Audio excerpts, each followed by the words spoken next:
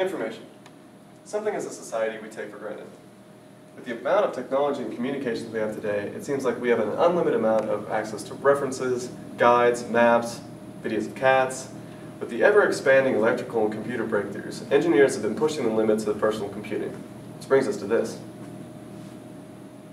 The smartphone.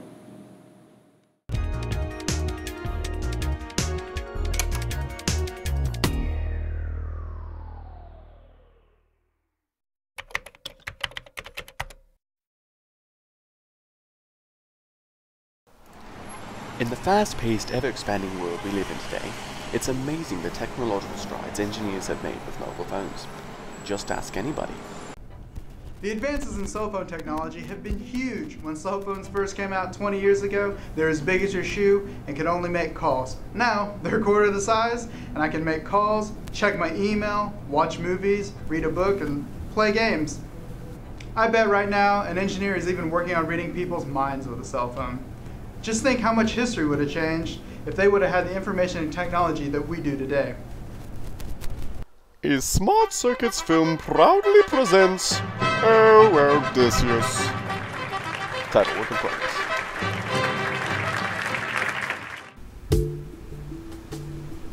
Alright, men.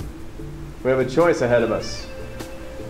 On our right, we have Charybdis, a giant whirlpool that'll probably kill us all.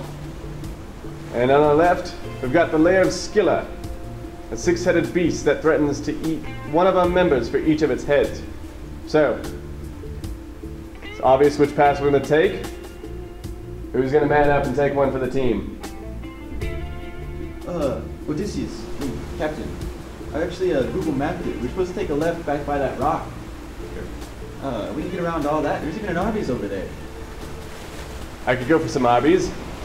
All right, men, we got ourselves a freebie. Tonight, we dine on roast beast. Yeah!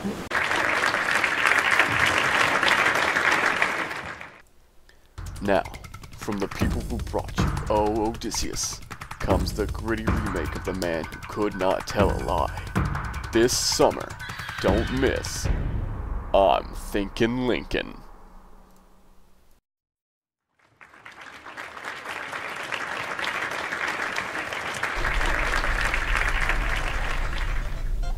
Oh, Mary, this place is awful. It's so boring. Well, you asked what I wanted to do. It's almost over. It's only the first half. Let's go home. No, it just started to get good. I want to see if she's actually pregnant with Marco's baby. Oh, that would just be awful for the modeling career. I'm gonna look up the ending on Wikipedia and tell you. You'll ruin it. Vampire! It bit me right in the neck! Oh no! Let's see here. Ford Theater, built in 1860. Ah, yes. Here's the play listings. Oh, Mary seem to be listed here.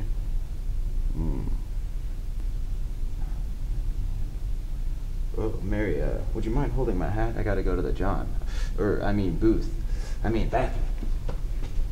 Go to your hat.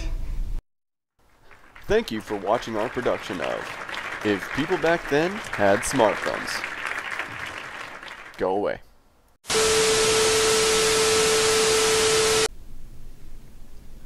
So, we know how useful and helpful a smartphone can actually be.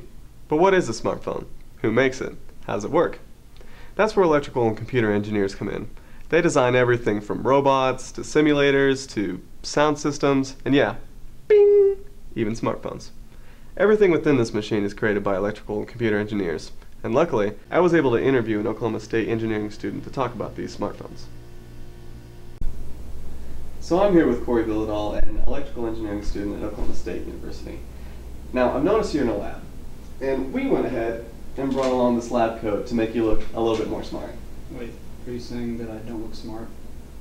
Okay, more professional. Says the guy in a ink-covered shirt and cargo shorts. Okay, come on, buddy. Come on. Come on. Okay. I'm not wearing that.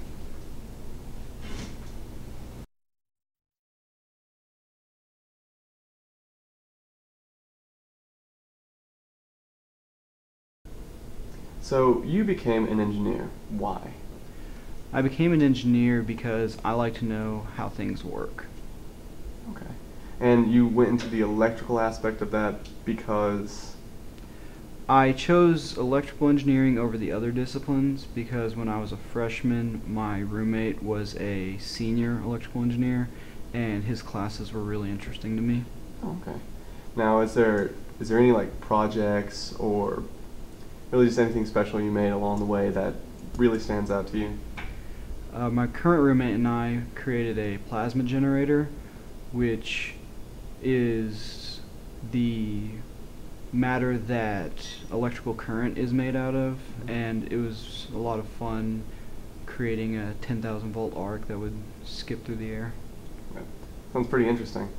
Now, students going into this degree, this field, what advice would you give them?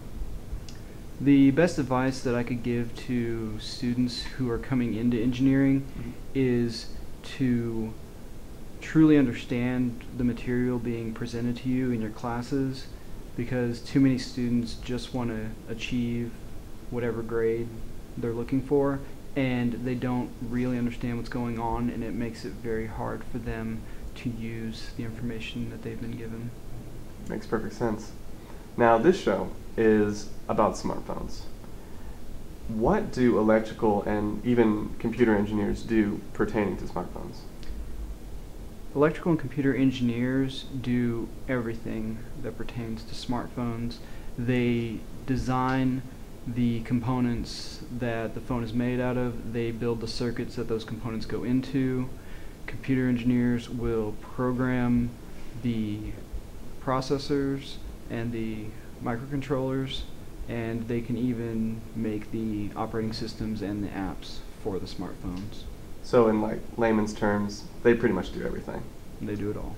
All right. Well, again, thank you very much for coming on the show. It was great having you on. It was a pleasure being here.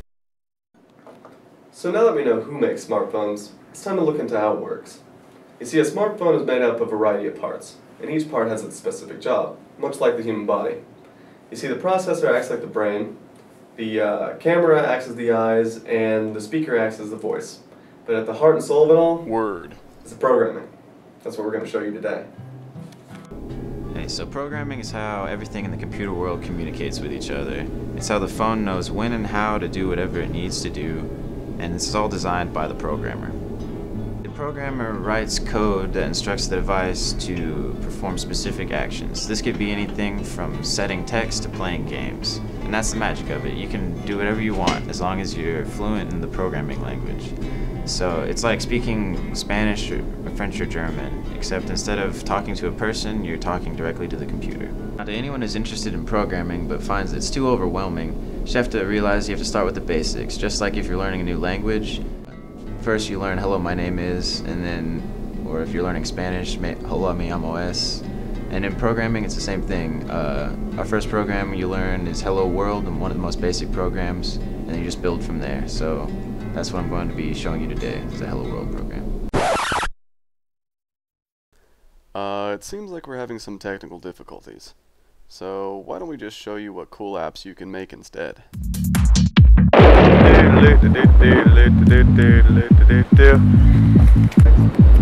Yeah! Awesome! Walk in.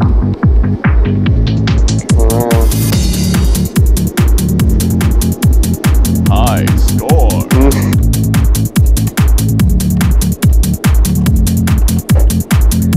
Science!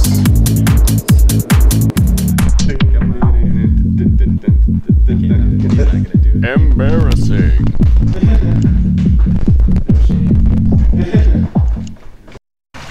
Alright, that's all the time we have for today. I hope you enjoyed it, and I hope you at least learned a thing or two. Tune in next time, where I karate chop a yak.